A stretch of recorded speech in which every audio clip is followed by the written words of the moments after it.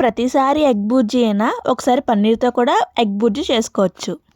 Hi guys, welcome to Sindhu vlogs.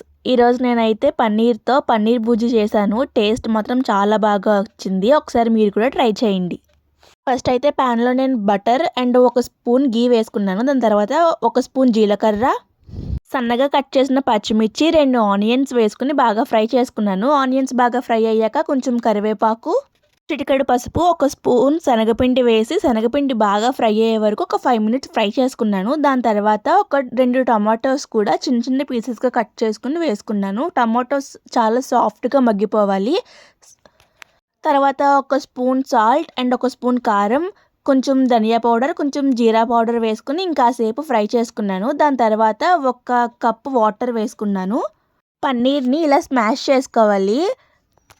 Water boil అయ్యాక ఈ పన్నీర్ని అందులో వేసి ఒక 10 మినిట్స్ బాగా మగ్గించుకున్నాక కొత్తిమీర వేసి స్టవ్ ఆఫ్ చేసుకుంటే మన tasty dhaba style paneer bhurji curry ready అయిపోతుంది. ఒకసారి ట్రై చేయండి, చాలా బాగుంటుంది. Please subscribe guys.